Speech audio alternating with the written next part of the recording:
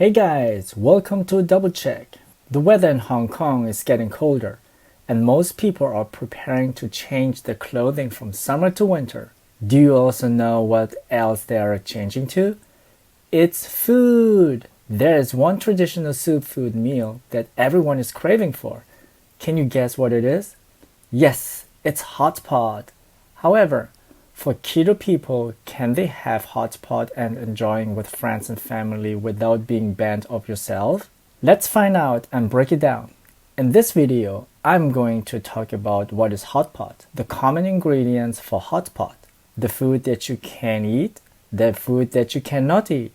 Can you also use condiment? Lastly, can you have hotpot on the ketogenic diet? Hotpot is a traditional soup food meal with a large metal pot that is placed in the center of the dining table. The people can choose different types of broth and let it simmer in the pot. The most interesting part is to put the raw ingredients such as meat, vegetable, and noodle around the large metal pot so everyone can pick their favorite ingredient. It's very common to have hot pot during the winter season because it will keep you warm from the steam and excitement of the people together with friends and family. Before we get started, hit the like button for the algorithm so more people can watch this video to know that hot pot might be keto friendly. And don't forget to subscribe to my channel. Let's get started. The common ingredients that you usually get are meats, vegetables, and some carbohydrates. Let's talk about what kind of food is keto friendly. Meat: thinly sliced lamb, beef, goat, and pork, chicken, pork brain, chicken feet, quail eggs, fish, prawns, scallops, clams, and mussels are keto friendly. Vegetable: spinach, bok choy, lettuce, seaweed, cilantro, all different types of mushrooms, bean curd roll, ice vegetable, ying choy, watercress, tofu, Chinese cabbage, tong hao are the most common use for hot pot, and all of them are keto friendly.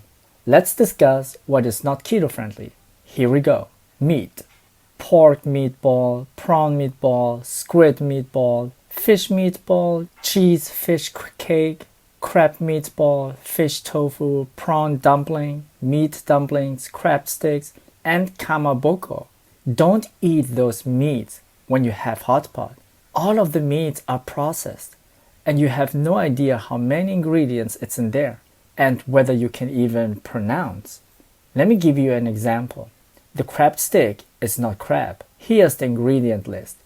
Alaska pollock, water, cornstarch, sugar, sorbitol, contains 2% or less of natural and artificial flavor, extracts of blue crab, snow crab, lobster, and Alaska pollock, refined fish oil, anchovy, sardine, rice wine, water rice, koji, egg whites, modified tapioca starch, sea salt, potassium chloride, disodium, inosinate, sodium pyrophosphate, soy lecithin, titanium dioxide for color, carmine for color, canthaxanthin for color adds a triple amount of fat.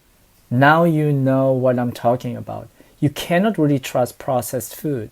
And do you think this crab stick is made of crab? No. Vegetable: carrots, tomato, wintermelon, daikon, potatoes, sweet potatoes, taro, and pumpkin. Don't eat those common vegetables when you have hot pot. However, pumpkin is on the gray area that may not fit your carbohydrate intake lower than 30 grams per day. However, pumpkin contains full of nutrients that I even want to consume in my ketogenic lifestyle. I would say you can have 1 or 2 small pieces of pumpkin to enjoy the delicious hot pot. Let's move on. Carbohydrates: glass noodle, instant noodle, Japanese udon, and vermicelli noodle are not keto friendly at all. Most people think that glass noodle doesn't have carbohydrate because it doesn't look that it contains carbohydrate. Let's check what the glass noodle is made of. Glass noodles are a type of transparent noodle made from starch, such as mung bean starch, potato starch, sweet potato starch, tapioca, or canna starch, and water. A stabilizer such as chitosan or alum illegal in some jurisdictions may also be used. This is another type of noodle that doesn't fit for the keto community. The condiment is another important part of the hot pot to add flavor to your food. What I recommend using for the condiment is sesame oil, sesame butter, vinegar, cilantro, minced garlic, scallion, fermented bean curd, white pepper, minced ginger. If you want to add soy sauce into your dipping sauce, I would be careful what type of soy sauce it is, since it may contain a lot of sugar. According to healthline.com, carb content, the carbs in soy sauce can range from 1 to 15 grams per tablespoon, 50 milliliter. Check the nutrition facts label to determine how many carbs your soy sauce contains per serving. Portion size. The nutrition label usually reports carbs per tablespoon, 50 milliliter of soy sauce. For reference, a single soy sauce packet contains around 1 teaspoon, 5 milliliter, or 1/3 of a tablespoon. Monitor how much you use to ensure it aligns with your dietary goals. Another rule of thumb is to avoid any soy sauce described as sweet. These typically contain added sugar and are likely not keto friendly. So, is hot pot keto friendly? Can you enjoy hot pot with friends and family without feeling guilty? Yes, you can have hot pot while you are on the ketogenic diet.